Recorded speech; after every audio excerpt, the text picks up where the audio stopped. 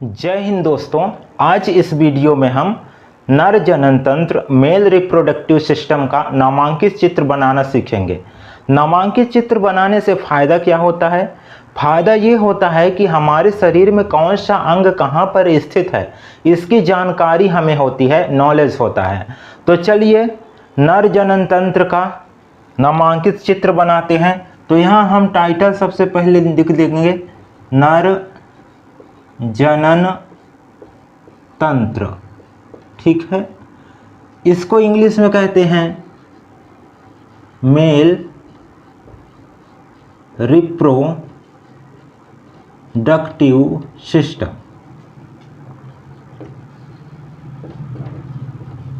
ठीक है। इंग्लिश में क्या कहेंगे? Male reproductive system. हिंदी में कहते हैं नर जनन तंत्र। तो चलिए स्टेप बाय स्टेप बनाते हैं चित्र, और आप भी रफ कॉपी निकाल लीजिए और उसी में आप भी स्टेप बाय स्टेप बनाते जाइएगा तो आपको भी सरलता होगा। तो देखिए सबसे पहले क्या करेंगे, जैसे आप चित्र बनाना शुरू करेंगे तो जो बीच का हिस्सा है आपके कॉपी का उसको आप चूज करेंगे ताकि आप इधर भी नाम लिख पाएंगे अंगों का और इधर भी नामकरण कर पाएंगे, ठीक है। देखिए सबसे पहले हमको क्या करना है, एक लंबी लाइन ऐसे खींच लेना है, ठीक ना। और इस लंबी लाइन को क्या करना है, यहाँ पास थोड़ा सा गुंबद नुमा आकार देके ऐसे थोड़ा सा गोल, और फिर इसको क्या कर देना है, डबल कर देना है, ठीक है।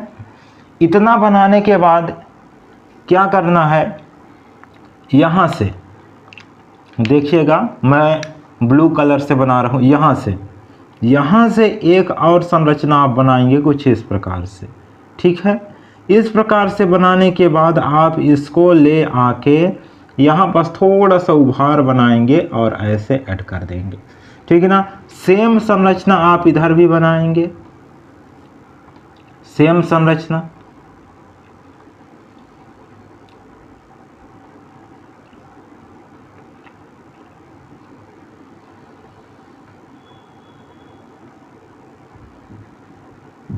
ये दोनों साइड सेम संरचना बन गया।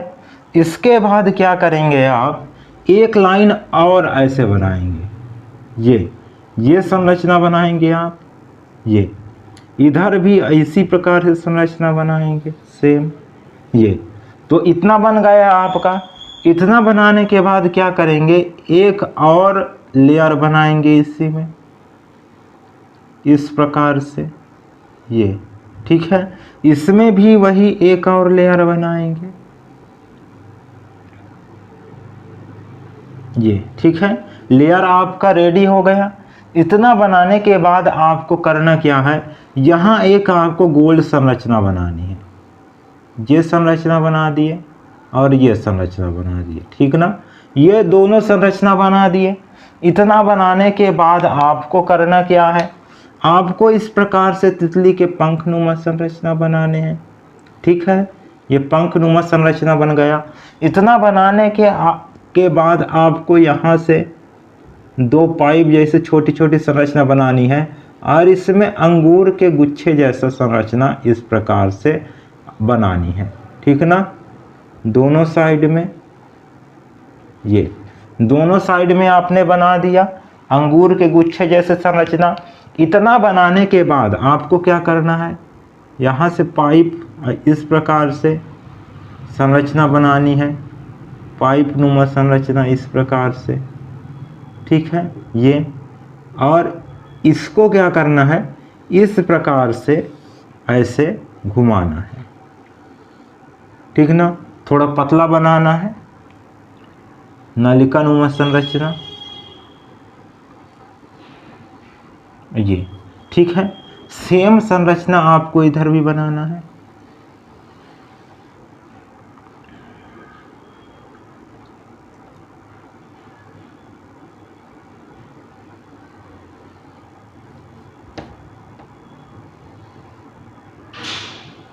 ये ठीक है। दोनों साइड बन गया। इसके बाद आपको क्या करना है, यहाँ पास से इसको मोड़ना है और ये इस प्रकार से आपको संरचना बना देना है। ठीक ना। इधर भी आपको सेम वही काम करना है जो आपने उधर किया, ठीक ना। ये आपका संरचना बन गया। इतना बनाने के बाद आपको क्या करना है, यहाँ एक अंडाकार संरचना जोड़ देना है और इधर भी एक अंडाकार संरचना जोड़ देना है, ठीक ना। दोनों साइड ये जुड़ गया। इसके बाद आपको क्या करना है, एक इस प्रकार से थैलेनुमा संरचना बना देना है। इधर भी आपको थैलेनुमा संरचना बना देना है। अब ये आपका नर जनन तंत्र मेल रिप्रोडक्टिव सिस्टम बनकर रेडी हो गया। अब आपको क्या करना है, नामकरण करना है। इसमें नाम लिखना है कि कौन कौन से इसके अंग हैं, कहाँ कहाँ पर स्थित हैं। तो देखिए, सबसे पहले ये जो हमने ब्लू कलर से थैलेनुमा संरचना बनाया है, तो इसको क्या कहते हैं, तो इसको कहते हैं वृषण कोश। क्या कहेंगे, वृषण कोश, ठीक है, वृषण कोश कहते हैं। इंग्लिश में क्या कहेंगे, तो इंग्लिश में कहेंगे स्क्रोटम। क्या कहेंगे, स्क्रोटम कहेंगे। इसके बाद इसके अंदर जो ये संरचना है, इसको क्या कहेंगे, तो इसको कहते हैं वृषण। क्या कहते हैं, वृषण। इंग्लिश में क्या कहेंगे, तो इंग्लिश में कहेंगे टेस्टिस। क्या कहेंगे, टेस्टिस। तो ये समझ में आ गया। इसके बाद आपका ये भाग है जो ये अंडाकार संरचना से नलिकाकार संरचना जुड़ा हुआ है, तो इसको क्या कहेंगे, तो इसको कहेंगे अधिवृषण। क्या कहेंगे, अधिवृषण। और इंग्लिश में क्या कहेंगे, इपीडीडाइमिस। क्या कहेंगे, इपीडीडाइमिस। इसके बाद ये नलिकाकार संरचना है, तो इस नलिकाकार संरचना को क्या कहेंगे, शुक्रवाहक। शुक्रवाहक। और शुक्रवाहक को क्या कहेंगे, इंग्लिश में क्या कहेंगे, तो इंग्लिश में कहेंगे वासा डिफरेंसिया। ठीक ना, क्या कहेंगे, वासा डिफरेंसिया कहेंगे, ठीक ना। यहाँ आप यदि बनाना चाहें तो एक संरचना और बना सकते हैं इस प्रकार से, ठीक ना। इस प्रकार थैलेनुमा संरचना एक और बना सकते हैं। तो इस थैलेनुमा संरचना को क्या कहेंगे, तो इस थैलेनुमा संरचना को कहेंगे मूत्राशय। क्या कहेंगे, मूत्राशय कहेंगे, ठीक ना। और इसको इंग्लिश में क्या कहते हैं, तो इसको कहते हैं यूरिनरी ब्लैडर। क्या कहेंगे, यूरिनरी ब्लैडर। तो इतना आपको समझ में आ गया होगा कि कौन सा अंग कहाँ पास है। अब देखिए, इतना बनाने के बाद इधर का अब जो अंग है इसको देखेंगे कि इधर क्या क्या स्थित है, ठीक ना। तो हम इधर रेड कलर से दिखते हैं। ये जो आप अंगूर के गुच्छे जैसा संरचना यहाँ देखेंगे दोनों साइड, ठीक है। तो इसको क्या कहते हैं, तो इसको कहते हैं शुक्राशय। क्या कहेंगे, शुक्राशय कहेंगे, ठीक ना। और इसके बाद ये जो संरचना आप देखते हैं, ठीक ना, तो इस संरचना को क्या कहेंगे, तो इस संरचना को कहते हैं पुरस्थ ग्रंथि। क्या कहते हैं, पुरस्थ ग्रंथि, ठीक है। क्या कहेंगे, पुरस्थ ग्रंथि, ठीक है। तो यहाँ तक आपको समझ में आया। ये जो आपने गोल संरचना बनाकर रखा है, तो इसको क्या कहेंगे, इस गोल संरचना को, तो इसको कहते हैं काउपर ग्रंथि। क्या कहते हैं, काउपर ग्रंथि। तो ये इतना आपको समझ में आ गया होगा। अब इसको इंग्लिश में क्या कहते हैं, तो शुक्राशय को, जो शुक्राशय है उसको इंग्लिश में कहेंगे सेमिनल वेसिकल्स, ठीक ना, सेमिनल वेसिकल्स। पुरस्थ ग्रंथि को क्या बोलेंगे, तो इसको बोलेंगे प्रोस्टेट ग्लैंड। क्या कहेंगे, प्रोस्टेट ग्लैंड। काउपर ग्रंथि को क्या बोलेंगे, इसको बोलेंगे काउपर्स ग्लैंड, ठीक ना। तो इतना आपको समझ में आया होगा कि ये जो संरचना आप ये वाली दो भाग देख रहे हैं, इसको कहते हैं शुक्राशय, इंग्लिश में कहते हैं सेमिनल वेसिकल। इसके बाद आपका आता है पुरस्थ ग्रंथि, जिसको बोलते हैं प्रोस्टेट ग्लैंड। और ये जो आपका गोल संरचना ये आप देख रहे हैं, तो इसको क्या कहते हैं, काउपर ग्रंथि, और इसको इंग्लिश में कहते हैं काउपर्स ग्लैंड। तो इतना आपको समझ में आया होगा। अब देखिए हमारा जो मेन भाग ये बचा, ठीक ना, ये वाली भाग, तो इसको क्या कहेंगे, तो ये आपका जो बीच वाला नली है, ठीक ना, ये जो आप देख रहे हैं, ये जो बीच वाला नली है, ये जो मैं रेड कलर से बना रहा हूँ, ठीक ना, ये जो बीच वाला नली है जो मैं रेड कलर से बना रहा हूँ, तो इसको क्या कहेंगे, ये रेड कलर का ये जो नली को मैं पूरा रेड कर दे रहा हूँ, तो इसको क्या कहेंगे, तो इसको देखिए, इसको क्या कहेंगे, तो इसको कहते हैं, इसको कहेंगे मूत्र मार्ग, ठीक ना, मूत्र मार्ग। इंग्लिश में क्या कहते हैं, तो इसको बोलते हैं यूरेथ्रा। क्या कहते हैं, यूरेथ्रा, ठीक ना। इसके बाद ये जो ब्लू कलर में जो हमने बनाया है, तो इसको क्या कहेंगे, तो इसको कहते हैं शिश्नमुंड। क्या कहेंगे,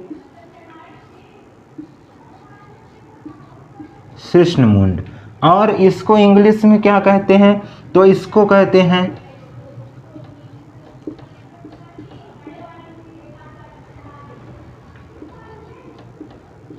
ग्लैंस पेनिस, ठीक ना। इसके बाद ये जो भाग है, सबसे बाहरी आउटर लेयर जो हमने बनाया है, ये वाला भाग, तो इसको क्या कहेंगे, इसको कहेंगे अग्रछद। क्या कहेंगे, अग्रछद कहेंगे। और इसको क्या कहेंगे इंग्लिश में, तो इसको बोलते हैं फोर स्किन। क्या बोलेंगे, फोर स्किन, ठीक ना। तो इतने भाग हैं अपना ये बीच वाला भाग। अब इन तीनों को एक साथ क्या कहेंगे, इन तीनों को एक साथ क्या कहेंगे, तो इन तीनों को एक साथ कहते हैं पेनिस, ठीक ना। हिंदी में क्या कहेंगे, तो इसको कहते हैं शिश्न। क्या कहते हैं, शिश्न, ठीक है। तो इतना आपको समझ में आया होगा कि कौन सा अंग कहाँ पर स्थित है। एक बार फिर देख लीजिए, ये जो हमने चित्र बनाया पूरा, किसका चित्र बनाया, नर जनन तंत्र का, मेल रिप्रोडक्टिव सिस्टम का। अब इसमें आप देखेंगे ये एक बीच वाला भाग है और दो साइड वाला भाग है, ठीक है ना। जो ये साइड वाला भाग होता है दोनों बराबर होता है। जो ये थैलेनुमा आप संरचना देख रहे हैं, इसको क्या कहते हैं, वृषण कोश कहते हैं, इंग्लिश में कहते हैं स्क्रोटम। ये जो बीच वाला भाग है इसको क्या कहते हैं, वृषण कहते हैं, इंग्लिश में बोलते हैं टेस्टिस। इसके बाद आप देखेंगे ये जो नलिकाकार संरचना जुड़ा हुआ है किससे, वृषण से, उसको क्या कहते हैं, अधिवृषण, इंग्लिश में बोलते हैं एपिडिडाइमिस। इसके बाद अगला जो आपका ये वाला भाग है नलिकाकार, ये लंबी नली, इसको क्या कहेंगे, शुक्रवाहक, इंग्लिश में बोलते हैं वासा डिफरेंशिया। इसके बाद आपका ये जो डब्बे नुमा संरचना आप देख रहे हैं, गुंबद नुमा संरचना, इसको कहते हैं मूत्राशय, इंग्लिश में कहेंगे यूरिनरी ब्लैडर। तो इतना आपको समझ में आ गया होगा। इसके बाद देखिए ये जो अंगूर के गुच्छे जैसा संरचना आपको दिख रहा है, इसको आप कहेंगे शुक्राशय, इंग्लिश में कहते हैं सेमिनल वेसिकल्स। इसके बाद उसके नीचे वाला भाग तितली के पंख जैसे संरचना, तो इसको कहते हैं पुरस्थ ग्रंथि और इंग्लिश में कहते हैं प्रोस्टेट ग्लैंड। और ये जो गोल संरचना आप देख रहे हैं इसके जस्ट नीचे ये 1 और 2, इसको बोलते हैं काउपर ग्रंथि, इंग्लिश में बोलते हैं काउपर्स ग्लैंड। इसके बाद आप ये लंबी संरचना देख रहे हैं जो रेड कलर का, इसको कहते हैं मूत्र मार्ग, इंग्लिश में कहते हैं यूरेथ्रा।